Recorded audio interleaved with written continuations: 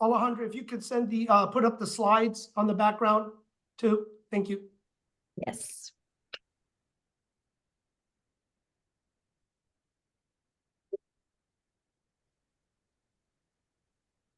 Or do you want to put the slides up later? Do you want to? Well, we can do that. This is fine. I just want to I'll just start do the kickoff. Just want to welcome everyone to Top Agent Nation's Commercial Wednesdays. My name is James Wong. I'm just proud to MC, moderate, bring all these fantastic guests, speakers, experts in the market of commercial real estate. It was great. Fred and I have known each other for a good long time. We were just using this time to catch up. And I do know, as we're talking, the change in the market. We all felt it. We all see from what has happened, saw from what happened in residential, because residential usually precedes what happens in commercial. Like many other cycles, we saw it back when interest rates, because residential is very interest rate sensitive, we saw the slowdown, the changes in the residential market. Commercial, we definitely start feeling it now as the loans are starting to come up. And Fred and I were talking about what made his success with his first love, which is corporate services, which he'll share with everyone.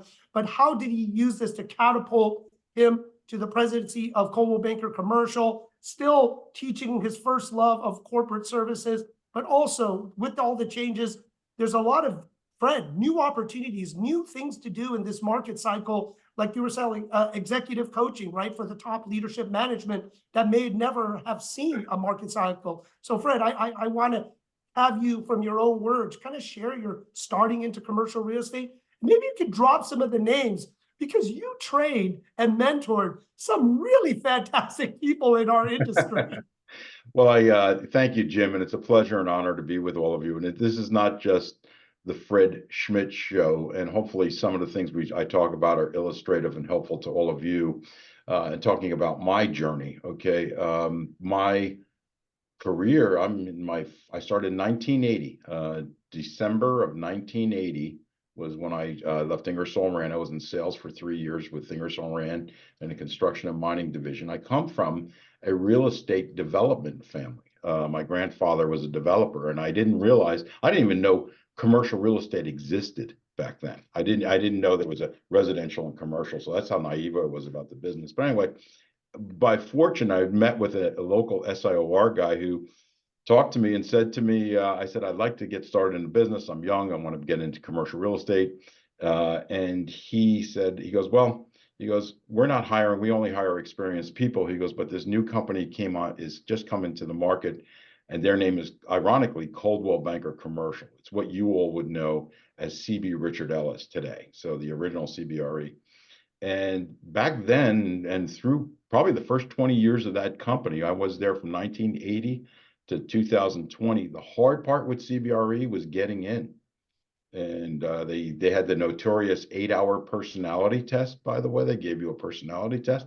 When I ran 3 offices, we administered that. And I can tell you that test, they had, they're reviewed by behavioral psychologists, okay? And so you had a readout. Now, I will tell you, like any test,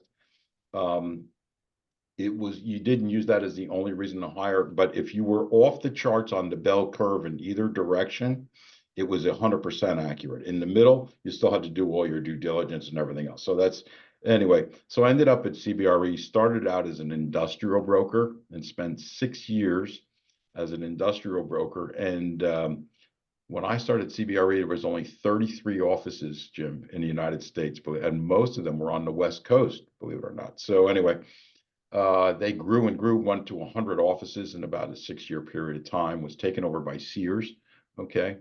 Was the beginning of what we call the financial supermarket. And there were 2 or 3 companies that tried to do that. Citicorp tried to do it with Solomon Smith Barney and Travelers Insurance. Sears tried to do it with Coldwell Banker and Allstate and Dean Witter, okay? And we were part of that family, and they spun off the non-consumer facing groups, and that became what we know as CBRE today. Anyway, I ran 3 different offices for them for 6 years. They were 2 career paths, the brokerage and then running an office, operating a brokerage office, and did all the 7, what we call the 7 pillars of running an office, which is planning, organizing, budgeting, finance, leadership. How you lead a group, how you lead one-on-one, and then the three revenue producing functions: training, business development, and then the seventh one slips my mind right, but those were the three revenue recruiting, excuse me, training and recruiting. So those were the three revenue producing functions, and that was all in one job. So that was blended there, and it was a great experience for me.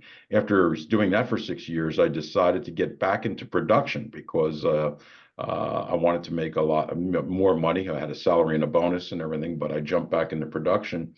And that experience of running an office, running a P&L was fantastic. During that period of time, what Jim's alluding to is I had a couple of young men. I was in New Jersey. I worked in Northern, a couple of young men, Bob Knackel and Paul Massey. If you know Knackel and Massey, and they're pretty famous, and they sold their company for, I think, $175 million and have done very well. Bob's done very well. And I was called by our regional vice president to say, you got to come into New York. We've got these two young guys, and they're kind of foundering around. And I said, well, I don't know anything about New York. New York City has nothing. I have more in common with LA doing business than I did with New York in North Jersey. Anyway, long story short, met with the two of them. I said, look, guys, I don't know anything about New York City. I want to like I know, but I know the territory system. I know how to set up a specialty, and I know how you to focus to be able to get yourself with superior market knowledge, product knowledge, and technical knowledge. And they had the book. To this day, they use that system, by the way. And you catalog your market, you cataloged all the buildings in your market, who owned the property, who was in the property, who the tenants were, and you had all that information, and I expected to memorize your market. And that's superior knowledge. So you needed to know every available building in your territory. So anyway, that was the beginning with Knackel and Massey, to what Jim was alluding to. When I went back into Cubes, I had an epiphany that I went back as an office tenant rep broker. So I left industrial, and I'd like to tell you it was some sophisticated reason. The main reason was the rents were 3 times the amount. So if you took 5% of $20 versus 5% of $5 a foot, you made more money. It was that simple, in the equation when all was said and done. And there were no tenant rep brokers back then. It was very much in its infancy. Strawback companies, so those of you who've been around a while, was the only one doing it, and they were really coming onto the scene. So I became a tenant rep broker in an office that had 53 agents, and I was the only tenant rep guy. And interestingly enough, a lot of the office brokers that had listings were conflicted, particularly for tenants in their buildings. So a lot of my business, I was referred business by my peers inside the office. And that's one of the things for EXP. I was tell you, when I got back into Cubes, I called the top tenant rep brokers around the United States and got there, said, how do you set up your desk? What are you organizing yourself? Clean sheet of paper. What would you do if you were me getting going? And I bought my first laptop back then, which was about this thick. It looked like a real sleek machine at that point in time, and started doing everything through the technology, a CRM program in the laptop and all that kind of stuff. I have all different Act for Aries. I mean, you name them, I've had the CRMs, but point was to have a digital process going on there. And then started cataloging buildings, doing all the basics of the business, the market knowledge product. I had to eat my own dog food now. What I've been telling all these salespeople for years, I had to do what I was telling them. And went out, just started cataloging. They call it a stacking plan in the office space, right? Whether you're in suburban or high towers or whatever, the stacking plan of the tenants, catalog the offices, and just started calling on the tenants. And was looking at trying to get lease expirations. That's always a thing, the rollover. I had that in my database. I've said this in a few training programs. About 9 months in, I was doing did my pipeline report. Okay. And by the way, if you don't have a pipeline report on yourselves, we're in the sales business. Your pipeline is your lifeline, right? That's the blood pressure. That's the blood going through your system. So where your pipeline gives you an indicator as to where you are in your business and where your business is coming from, where it's going. And if you really study it, if you're doing it correctly, I was looking at, so as an example, I was looking at my pipeline report. I said, my average deal size, the deals I'm working on was like 2,500, 3,000 square feet. I was out calling on all the bills. So the calling, making the cold calls, doing the calling, that was occurring. Okay. So that wasn't the issue, but the average deal size. Well, I took a look at my database, and this is where a CRM comes in handy. And I looked at the square foot, just did a sending order of square footage, right? And I realized that 3/4, 2/3 of my client base, I think it was 450 tenants at the time, about 10 million square feet. 2/3 of them were 5,000 square feet or less, right? Just by simple math. And so logically, just by the law of averages, if you're out calling everybody, of course you're going to be working on lower square footages because the average is there, like the number, right? So what I did is just flip the script. I just started calling on the largest square footages down to the smaller ones, and that alone just increased my. So sometimes as you're doing this work, the work is a given, going out making the calls and everything, but looking at things and analyzing it and taking a step back from your work and looking at that is extremely important. Another thing, which they don't have anymore, but they used to have the thing, Jim, you were the reverse phone directories. And we had reverse phone directories where you could, and I think it's probably online now if it exists at all. And but we had the subscription. It was in the office, in the CBRE office, and we had the guy was coming to replace the subscription of their phone directories, and I was cataloging some tenants in the building. And so I looked at the guy, just one of these things by the grace of God, like it just happened. I said, what's this little number here on the right? It was a 2-digit number. And so it would have been 85 or 90 or whatever else. He said, oh, he goes, that sounds something for us to know. He goes, that's the year the phone was installed. Okay. Now, if you do it logically, most deals are 5 years and 10-year leases on office space, right? So if I know in 1985 that the phone was installed and anything else, you don't need your furniture, but the phone you have to have. So I knew that that was an indicator 5 years later, 1990 or 95, that their lease was expiring. I used that as a thing to go to do an A list, B list, C list, and prioritized my tenants. And that became my A list with lease expirations and everything else. So again, I'm giving you some basics of the business, but just prioritizing your list of clients and going after them systematically will increase your hit ratios also. And Fred, with that, calling on the bigger deals, is that how corporate services started evolving, getting the bigger deals? Believe it or not, it didn't. I was doing basic brokerage, getting tenants, doing and the reason I apologize for going too deep on that, but I was going through all that.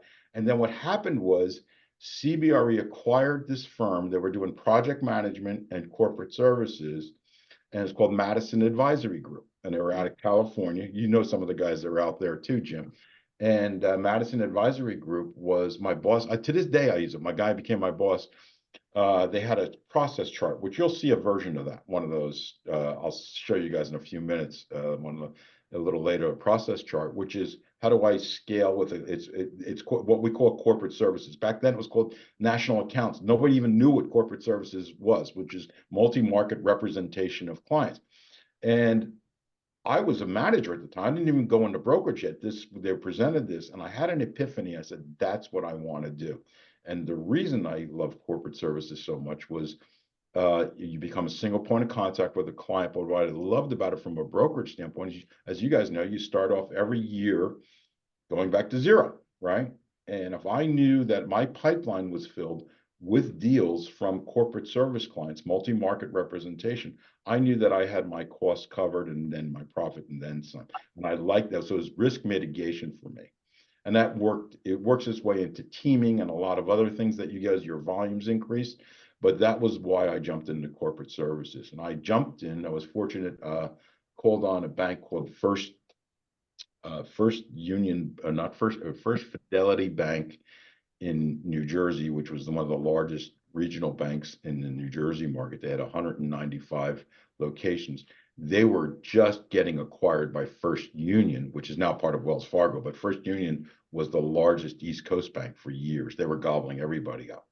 And the guy that I pitched, I went and did, I didn't even know what the hell I was doing. I had this process chart and this org chart, these two things. I said, hey, here's what we're doing. I pitched the business, and he said, it's funny that you come here. We're about to get acquired, and they're asking us to do this kind of stuff, the renewals, relocations, all the things. And so outsource it to guys like you. So that was the first account that I won and became part of the team and formed a whole team in the New York region for CBRE. And we were off to the races. Now, on the corporate services side of the equation, multi-market representation, I had all my eggs in one basket, because what happened with First Fidelity was we went from, I don't know, if you're running tenant rep, normal transactions, you're 15 to 20 deals a year, maybe, as an individual practitioner.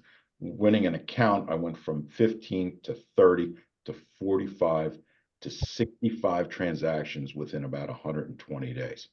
And so I realized very quickly, it was lucrative business on a lot of business, but there wasn't enough hours in the day. I mean, and by the way, I was on my way toward 80 or 90 deals a year. They were growing like crazy, acquiring banks. So this account was moving. I had to have a team. I had to have people around me. I just didn't have enough times in the day. The other thing is any account like property management, there's 30-day cancellation clauses in your contracts, right? Now, they generally don't want to cancel you, and you typically last for a year to 2 years. You can build that into your contract when you're negotiating. So, but after you get to steady state, it's usually a 30-day cancellation. And I didn't want all my eggs in one basket because of that. They own you, right? That's all I was doing and nothing else. So it's a career decision there. So I formed a team with 2 or 3 other individuals in the New York region. That became the beginning of corporate services in the East for CB Richard Ellis. What you see now, that was the very beginning. It was a team, and we threw our accounts into the pot, and then we divided up the money from that pot, and then we grew exponentially from there. Fred, can you share kind of the program? Because that's, I think, a lot of it, as we all get the accounts and how we can spread the wealth, especially now, because I know we're working on a couple big accounts, and it's exciting. And so many other people here has that one account that can multiply into hundreds of accounts, and spreading the wealth within the platform or the connections everyone has. So Yeah, Alejandro, can you share the slide? Yeah, I'm going to show you what you wanted, the team slide, or you want the Well, just the whole program, and then we can open it up for some questions So, people would like to again, ask. and you just heard me say this, knowing you have your costs covered, you have multiple income streams, you grow your revenue base beyond your market. I was just going to say, part of being part of a network like EXP is getting to know other people in the network and canvassing them and seeing how you match your skill sets up. I see some folks on the phone that I know. And so how do you blend this together? Okay. Any size client will work. You'll see a logo slide here with a lot of large clients. Obviously, we're pitching to business, but it could be 5, 10, 15, 20 locations or whatever else. You can go to the next slide.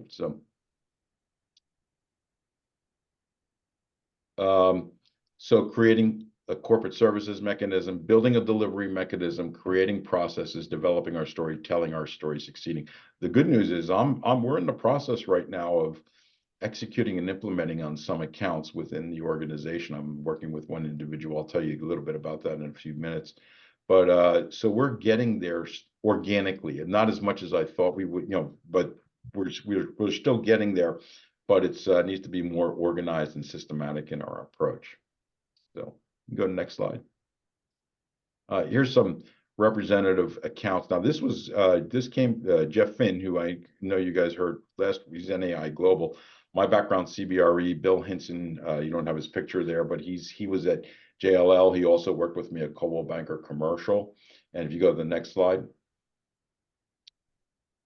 these are current accounts. Not all of them are current, that my current team has been working on. And we during my tenure at Coldwell Banker Commercial, we had over 88 retail accounts. And retail is more regional in nature and growing and everything else. So in addition to the manufacturing, biotech element, the retail is a big portion of this. And you find yourself, when you're doing multi-market, you tend to start off in retail, or a lot of folks do, because if they're in a secondary or tertiary market, that's where the action is overall.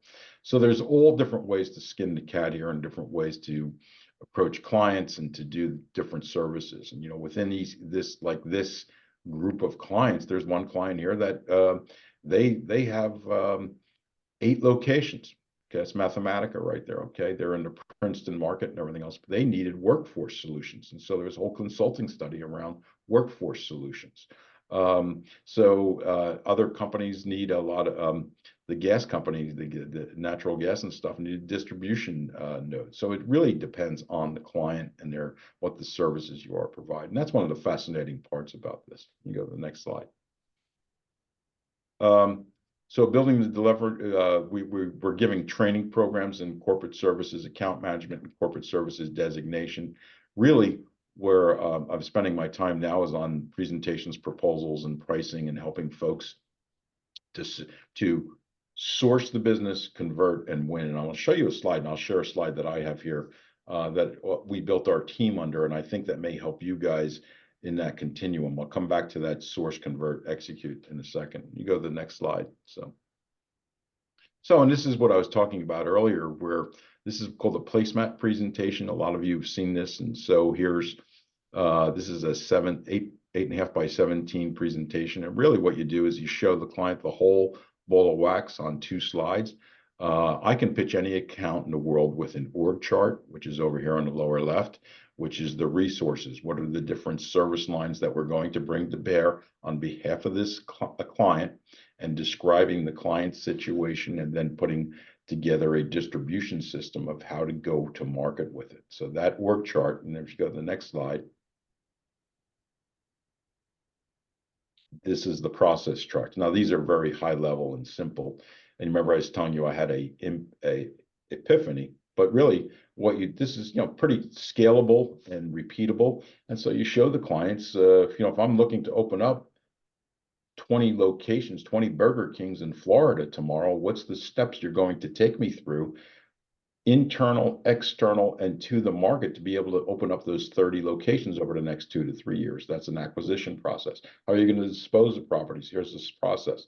And, and what do you do? It's a single point of contact. If you go to the prior slide, you create that through a single point of contact in the org chart. You bring your distribution of offices. That's the local field delivery offices of EXP or or whoever it is, the different groups. And it's through a single point of contact that you're doing lease administration, all the different services that the client requires.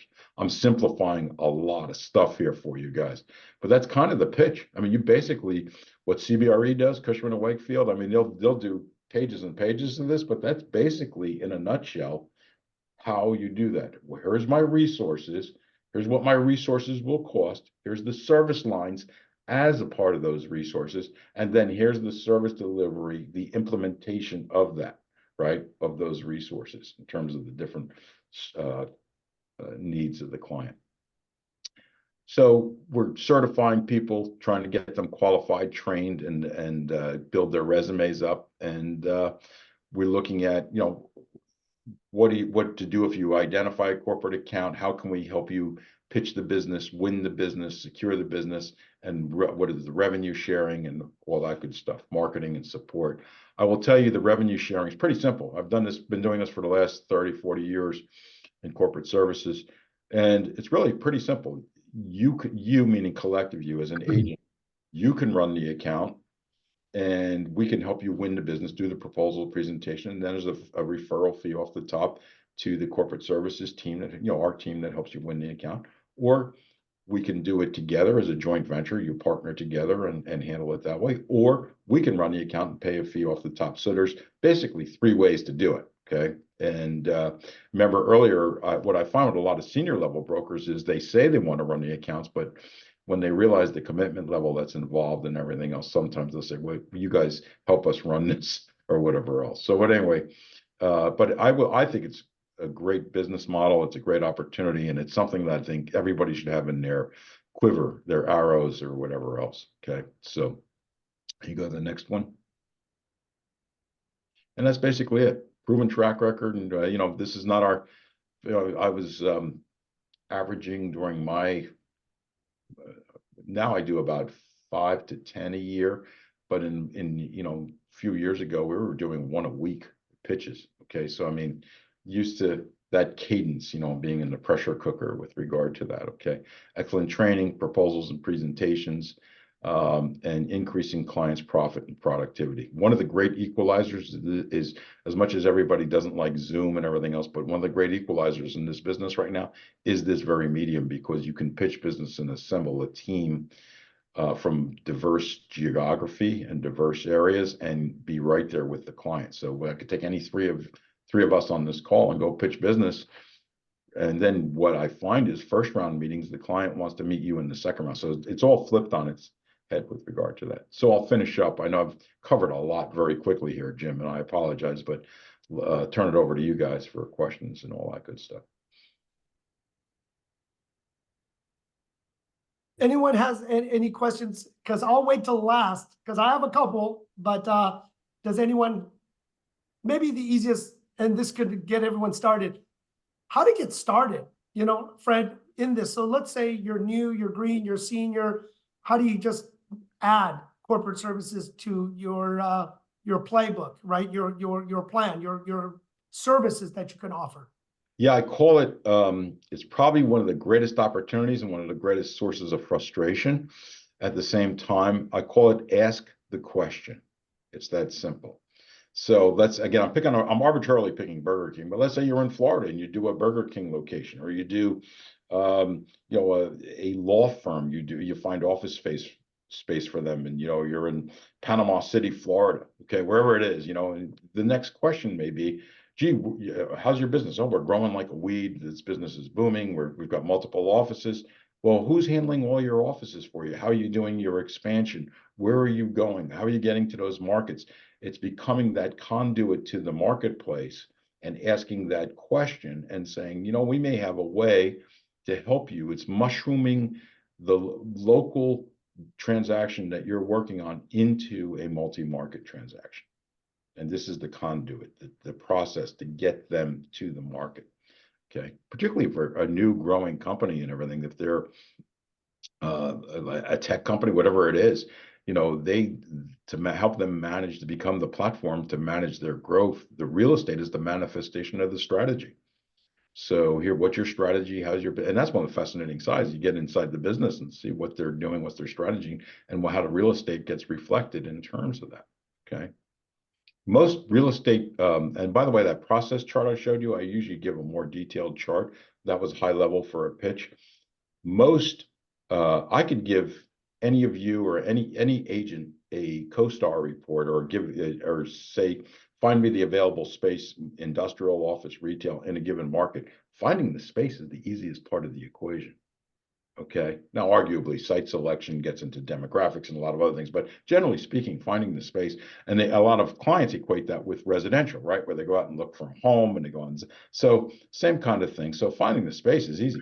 What about the 80 other steps to get you into that space? Who's going to handle all that, right? Who's going to coordinate all the different, the lease negotiations, the sale negotiations, the conducting the symphony, the attorneys, the project managers, the implementation phase. And for the client, the real work starts after the contract is signed, the lease is signed, or the sales contract.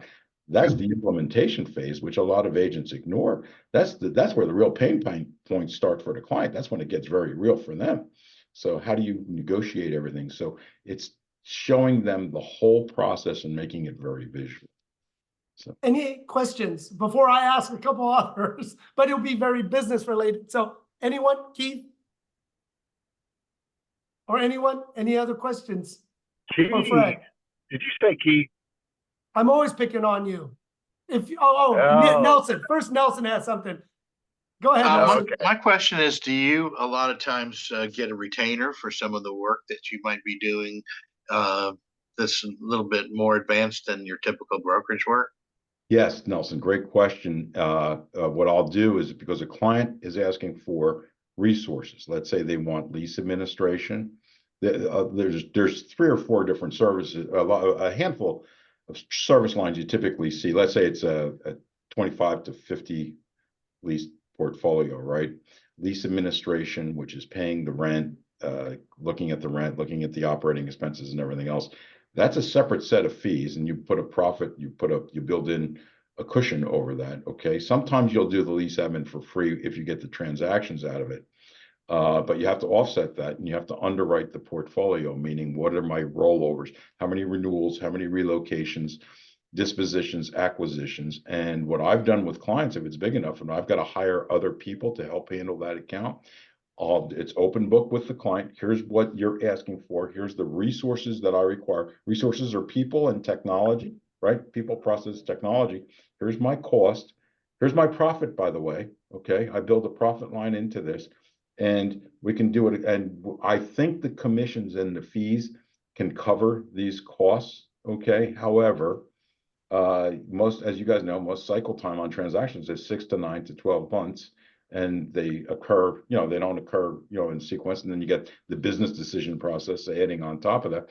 So what I've done is either you collect a flat fee per month, you can do that, or a draw against future commissions, and it's called the Texas draw. So if it hits a threshold, then it's above, then we'll talk to them about sharing commissions. You'll get asked that question too, but I need to cover my costs first, and that's why you're showing the resourcing chart, right? Everybody's in business. And one of the problems I think with our industry, commercial and residential, is everybody says, well, it's like for free, or it's built into the equation. No, it costs a lot of money. Here's what my business costs. Here's what it takes to do that. So it's a great question. And I think even if you're working on a listing or on a tenant rep or anything else, showing the cost of your cost, what you're putting into the hours you're putting in, the value you're adding. Clients don't know that, or they take it for granted, and you've got to remind them over and over, like why you're good and what you're doing for them. Sorry, I mean, you opened up a wider thing. I will also say to you, and I learned this fortunately early on, but is consulting, asking for a client. They're very used to paying for attorneys, for accountants, and for expert advice. So asking, do a 90-day consulting. I'm working with a gentleman right now in EXP who he is looking at healthcare facilities, a subsector of the healthcare thing. And we're talking about, okay, let's put scopes of work together for a 90-day consulting process for these clients to get them stabilized in their business or whatever it is, or if it's business brokerage or whatever, and help stabilize your business, do all the different things, will value your business and everything else. Well, here's the services you get, here's the scope of work, and you pay us a retainer for the next 90 days. And that upon completion, we'll have a strategic plan, or we'll have a valuation, or a combination of all these things for you. Certainly, if you are doing it for free, if you're doing a valuation or something, or a broker's opinion of value, saying what that's worth is very important. Putting a value, if you don't put a value on it, they won't. Okay. So it's very important to say, yeah, you just got an $8,000 study. If they went to an MAI, just not an MAI appraisal, I get that, but the market knowledge and you just got an $8,000 study for free. Okay, here's the value of this, and that builds loyalty. You'd be amazed how many times clients don't understand how we get paid. Simple stuff, okay, like how we get paid. I get a percent of the lease, like whatever it is. And and by you using other people or running around like that, you're dissipating my time, and a lot of times they realize, well, I don't want to do that to you, so sometimes it's just asking the question, but great question. So there's a lot of different ways to generate revenue in this business. And right now with the markets, change is opportunity, by the way, whether it's good or bad, okay? And I've made more money in my career during bad times. It's how you look at life and how you look at things than during good times, because when the changes were coming, handling clients' problems and their issues, they need you more now than they do when things are hunky-dory, when things are going great, right? So change is opportunity is the way you approach that, okay? April? Morning. Thanks, Jim. So, Fred, my question is kind of multiple questions, and it has to deal with the certificate. I believe you said there was a training that you are offering. So my questions are, what's the length of the training? Is this on-demand training? Does an individual have to be EXP commercial within the firm? And then also, what is the cost? That's the 4 questions. Sure. So the training is not on demand. Okay. It's through Zoom. Okay. Number one, it's generally 3 to 4 hours long for the corporate services designation. And then the corporate services account management is about 6 hours. And that is where you are really, what we do then is we're showing you what are the roles, responsibilities of running an account, April, and then also putting you collectively. I believe that you learn by doing in this business, right? So what we'll do, not high pressure, but it is pressure, is have you give a presentation, you meaning the class, okay? Each person do it live, present, and generally what we'll do is we'll do an opening. If you got the opening to your presentation down in the closing, okay? The opening and the closing. The middle you actually get once you get rolling, and then once you do the close, and then have each person do that in the class, and just by doing that and using the materials that we have. So the corporate services designation, which is the simpler one, is about $250 per student. We generally require a minimum of 10 students to make it effective, 8 to 10. The account management class, I think, is a maximum of 10 students because of the presentation skills, and it's 2 3-hour sessions. I'm wrestling with it because I got to remember what pricing we did, and forgive me, I think it's somewhere in the $500 to $600 range. Okay, but with the designation class, and I glossed over this, but and by the way, you don't have to be a part of EXP. Great, you teed me up. Yeah, you can whatever organization you're with, it's open to that. And I'll send Jim dates and times when we can do. We try to do it once a month. With that, you get a lease clause checklist, which is an extensive tool. We also have a thing called the bundle book. So the steps in the real estate process. By the way, if you are currently an agent and you have listings or whatever, we sell a service which is amorphous, okay, right? Showing tangible proof of your work. So that's why the visual representation of the real estate process, that's why the org chart, that's why showing the steps in the process to list or to put a property to market. So that's letters of intent, engagement letters, market surveys, all the different steps in the real estate continuum. You should have documentation, right? For that, it's so simple. So take any deal you've worked on, take all the documentation, you make it a blank, blank forms, and say, here's all these process steps. Here's the reporting. Here's what each step is going to be. We call it a playbook, okay? Because when you walk into an account and they're asking you to take it over and you're doing 35, 40, 50, 60 transactions, right, from an account, you have to have a process and a system in place. You can't be reinventing the wheel. You got to have the same documents, the same look, the same feel across the country because you're the single point of contact, okay? So, and that's why the training on both sides, because you need to have a consistency in look and feel. Person Thank for you. Great, thanks. Yeah, no problem. Max? Go ahead. Go Jaleel? ahead, Max. Oh, I'm sorry. Fred, from the presentation that you've given, I get the perception that in a way, the training that you're offering is in a way, one size fits all that applies to any kind of industry. You offering that service, corporate services.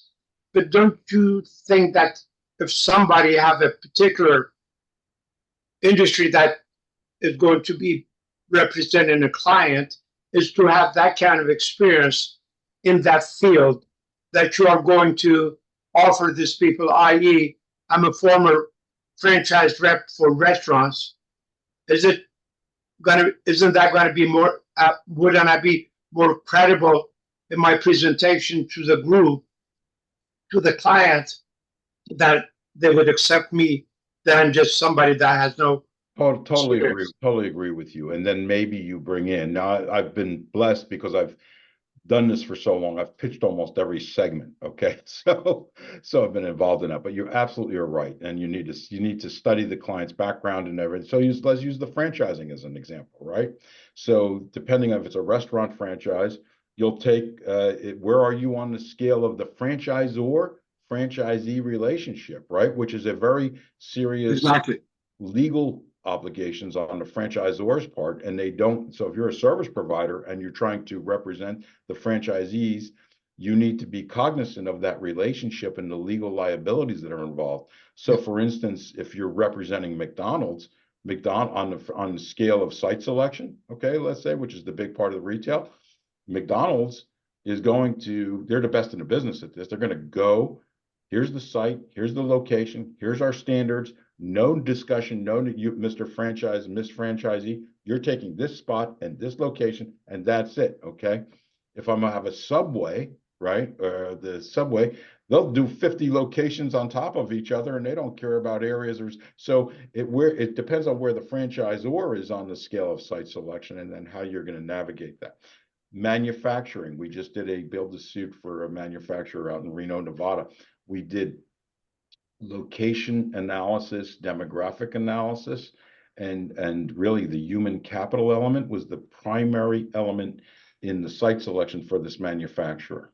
Okay, and so we had to know their what the turnover rate of their people were. Okay, we also had to know where the ports of entry are. So you're absolutely right. But I will tell you, if you have business knowledge, which you do, as a single point of contact, you're the conductor of the symphony. Okay, so do I bring in a demographic specialist? Do I bring in a logistics person? Okay, on my team, do I bring in these different resources to address the needs of the client? So you're conducting the symphony, if you will. But absolutely, having that knowledge, speaking their language, being able to understand what they are. I always do pre-call research before I'm pitching the client. I mean, this day and age, you're expected, with Google and everything, you're expected to know everything about me, or most of the things about me, before I walk in the meeting right now, right? Right. You know, where I went to college, and you use that, right? It's sales, you know, and everything. But you're absolutely right. So the more you know about, but there are certain, having said that, there's some basic tenets, single point of contact, process. How am I going to open up 30 locations for you over the next 2 years? Here's the steps I need to do. I don't need to know everything about your business. I need to know your business and what are establish the criteria with you, locational, operational, and financial criteria. And from that, I'm the transfer point to the real estate. So I need to know your business, but I don't need to know it cold. It's an advantage, yes, but I don't need to know it cold. Okay. Thank you. My pleasure. Keith, you want to ask me a question? Yeah, hey Fred, so Hey, buddy. about a year now, You broke up, Keith. I doing- can't hear you. EXP, oh really? Hear me now? Are we good? Can Go everybody ahead. else Yes. hear me? Yep, go ahead. Okay. It's been about a year, so how are we on headcount inside EXP Commercial, being able to have boots on the ground for some of these? There's a certain part of the country that we might be pretty energetic in now, or how do you work that? I know you probably have to outsource this if it's fine to be all over the country. Yeah, right? I think what Keith is talking about is the distribution network of individuals, and that's what the training was geared toward in EXP. And that's what I'll call the field delivery Right, portion of this, right. right? Keith, you're breaking up a little bit, so I think I got the gist of your question. To answer your question, where the distribution is, there's some pretty good representation up here in the Northeast. I have, my marketplace, New Jersey. The Southeast, where you are, we're pretty good. And I'd say in California, there's other parts of the country that we need to, it's not because there aren't qualified people there, there are, okay, but it's, those are the areas that I think we've seen, and I'm seeing the most activity, okay? Certainly seeing a lot from Florida. I'm doing quite a bit of work with the folks in Florida, which makes sense. It's probably the hottest, no pun intended, in terms of business, one of the hottest commercial markets in the United States, if not the world right now, is Florida. Okay, so, but anyway. So with that, Fred, I'm glad you brought it up, because that's where I'm working with some new franchisees concepts abroad, representing them on the business brokerage, right? There's multi-tier, working with them, whether it's raising capital for their startup, trying to get the exclusive within the US, right? Always love that. Proof of concept, right? We know a broad concept works, finding some sites, or instead of doing a ground up construction build out, just leasing a location, doing the TI work, proving it, maybe building a couple of them. Obviously, the gold mine is when they get their DNB investment grade, then you start printing, right? Tenant in tow, as we call it. So from that life cycle of these new concepts, because it's great to work with McDonald's, but McDonald's tells you how to do it, right? The big ones, they tell you what to do. Kind of give an example on the easiest way you've seen to get this and kind of that success growing with a new franchise company, because everyone has these different connections, relationships, and international connections, which a lot of these things, Starbucks came internationally, right? When Howard Schultz was sitting there at a cafe and says, hey, geez, this may be great in America. Well, I've learned early in my career, and I'll give you guys a story here, to answer your question simply, it's becoming a trusted advisor, understanding their world, their business, their issues. That's the simple answer to that. In other words, understanding more about the client, and then you become the transfer point to real estate. So I was running the Connecticut office for CBRE. We're a joint leadership of their Stamford and Hartford offices. And we had a pretty big retail team. And one of the agents came to me and said, Fred, we got to pitch. This guy wants us to pitch our service delivery up in Connecticut. Their new concept. They're coming out of the South, and they want their first location in the United States outside of the South is up here. And they're trying to do proof of concept, Jim, right? So they came to me and said, here's what it is, everything else. And so we did the pitch. We said, here's how we can help you. We can get you off the ground. You know, the whole thing, site selection, demographics, all the different things on the journey for a retail client. Well, my agent asked me afterwards, because what do you think, Fred? And I said, it'll never work, right? It was the first Home Depot outside of their marketplace, okay, in the United States. And I learned from that, like, I will never, ever prejudge something again. And all of us saying, oh, this is crazy. There's that 100,000 square, the beginning of the category killers, right? 100,000 square foot warehouse for just hardware? Are they out of their minds? Like, so anyway, who knows, right? You know, so you never know. So, but it's understanding their culture, their world. In this day and age, I will tell you this too, and pitching, this is about pitching business. You know, and again, a lot of you have heard me say this. You have half the time to get to pitch online or through Zoom than you do in a conference room or in a one-on-one or when you're physically present. You got to get to the point and get to the point fast. Okay, their needs, their world. If you saw on that slide, that placemat presentation, I had situation analysis. That's all about the client's needs. Okay, and these are the things we're going to answer based on our understanding of your needs. So you need to get to their world fast. If you get to their world, all the other questions about your credentials, who you are, what you do, they'll ask that, but that kind of goes out the window if they think you understand them, you know. So. Kind of building on it, any other questions? I just want to make sure, because I always have, Fred, we always need time to always catch up. So I kind of use this time to catch up on other stuff too. But maybe Blair, I mean, you've had a lot in industrial, nothing from you on this one. I will call people. Blair's heard me before. He's heard this before too. So yeah. To be fair. Jackie, do you have any questions? No, and I've actually done the course, so I'm further along. Perfect. Well, we hope to really expand it, because this is the exciting thing, why we kind of big picture, why we have EXP commercial transaction leasing and business brokerage. With the business brokerage, they have crazy concepts. I mean, we are hearing crumble cookie, this, that. I mean, and a lot of them are non-licensed activity. They're franchise. And that's why with Fred having the corporate franchise agreements. I'm glad you brought that up. And this is for Keith if he's on. I am getting a lot more business brokers coming to me for multi-market work to help them. I don't act like I know the business brokerage. Look, I know how to read a P&L. I know how to get to an EBITDA number. Like I've done it for our business, done valuations of companies, and M&A stuff, but I'm not an expert, but I know the real estate side, so which is a big part of it. And I'm getting a lot of business, or more and more business brokerage folks saying, hey, I can scale this with these groups, and they tend to get in a esoteric part of the business, like whatever it is. Like this one guy's in the healthcare vertical, and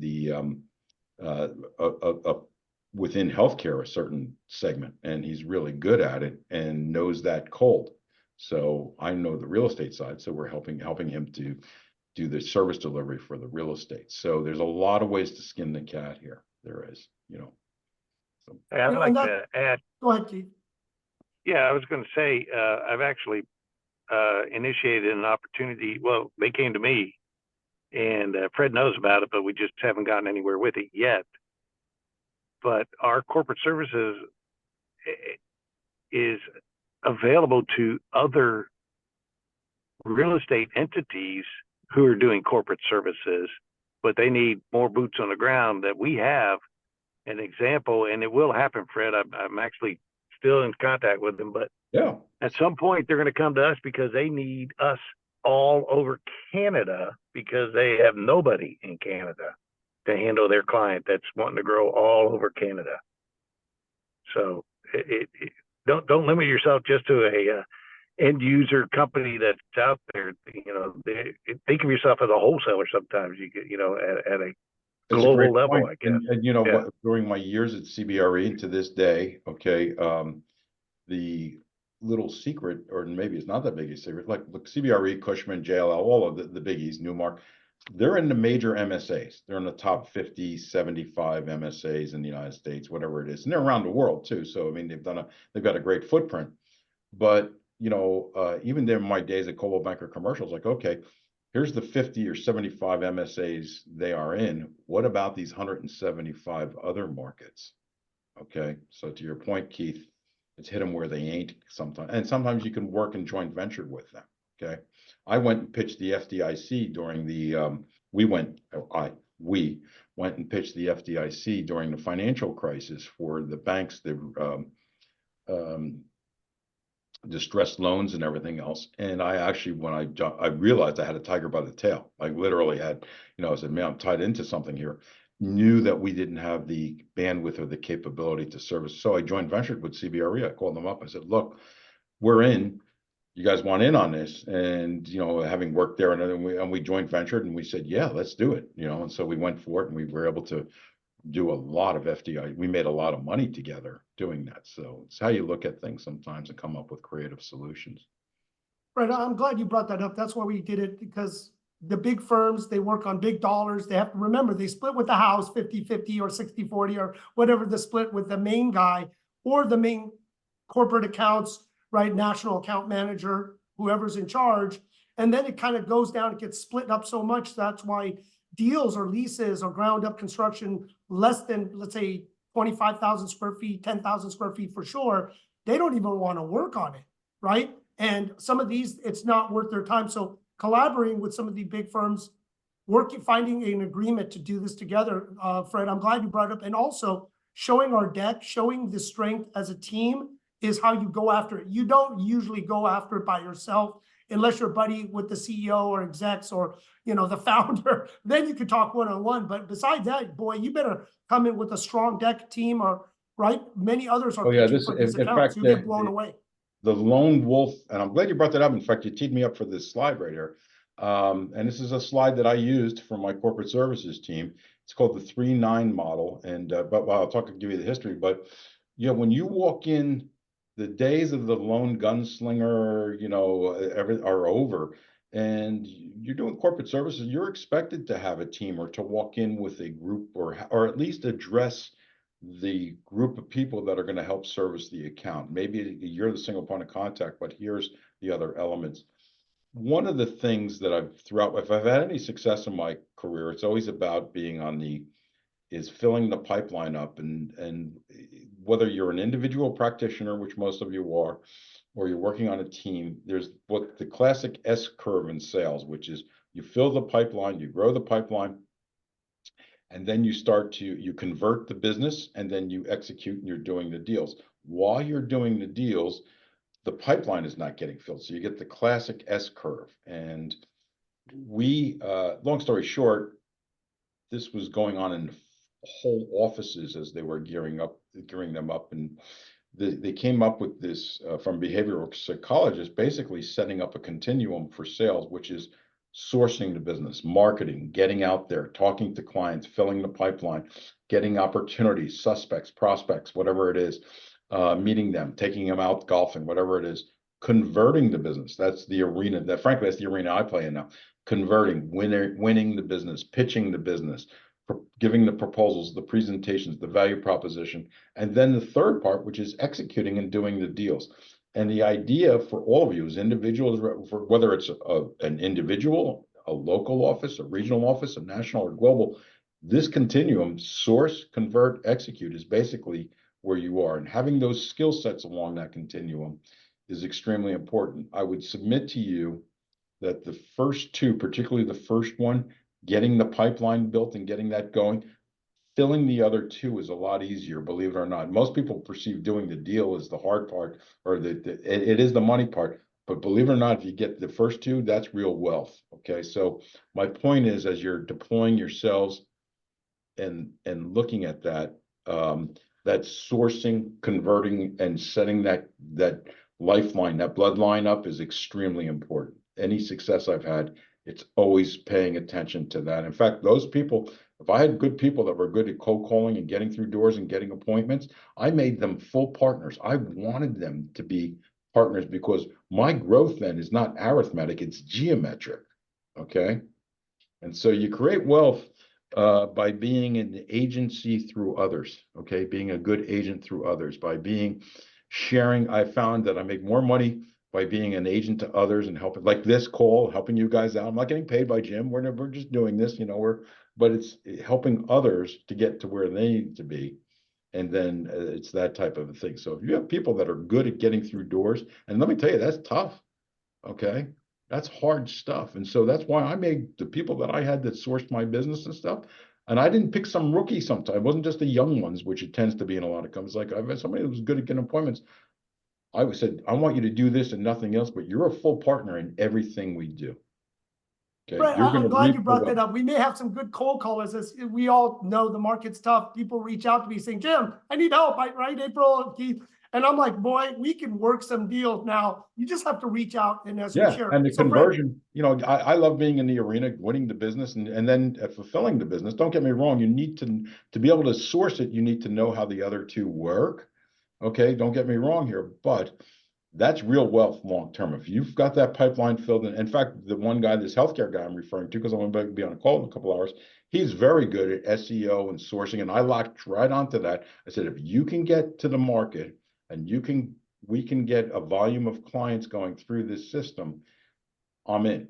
Okay, I'll work with you. Fred, Okay. can you share the next program when you're going to offer it, or maybe we get enough, or we introduce it, because it is really important. Can you share when? Let me see. I usually do the second or third. Just bear with me. And kind of going on that while Fred's doing this, next week it's about SEO, the biggest influencer with Pam Goodwin, Henry Eisenstein, and also Scott Emmerich. And many of them they'll tell you, their business on social media, and they really expanded it. So next week, I'm going to give them a task to blow this up, get more people really attract, because those that are not using social media besides other technology, but social media, building your brand, be on it. I'm going to get some people who are top of the list when it comes to the commercial real estate influencers, which you see it's new out there, but it's big. And people are going like crazy. It's early still, but it's late. So I want everyone within the group to start using it like no other, because I'll tell you from their mouths, they've really increased their business in ways that is unbelievable. They can't keep up with their business. Fred, you want to share the next program? Yeah, I think we're shooting for the 25th of June. It depends on the head count at midday East Coast time. So we'll do the corporate services designation. If I have enough people for the account management course, I'll do that too. I'm going to do both. That's a 2-day course. So if you want me, if you have the email list, Jim, or whatever, I'll send it to you, the dates and times of my contact data for people to sign Send up. it to Alejandra. She has it. She's organizing as the back pass so we can let people know, watch the recording. You know, our thing is to try to add a tremendous amount of value. And these smaller groups is great because we can have these meaningful discussions. And I'm always available. If you guys want to call me 24/7, you know, you have my contact data. 908-377-1616 is my cell, you know, so, and available. And I, take the, my purpose right now is to help you all to win more business. That's really where I'm at right now. So, Perfect. So Fred, thank you again for being on, being a longtime good friend of mine, sharing the wealth and always being open to helping anyone learn this business.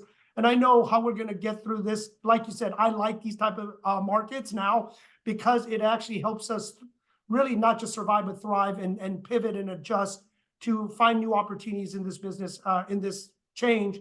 And as long as we work together, we stay through this, the market, 2-3 years later, right? It becomes really cool, real fun again, because we're just got through it. And the best, right, Fred? And many of us here, we have great war stories and stories we can share with people. And that's kind of the fun thing, as long as we're still left at the other side.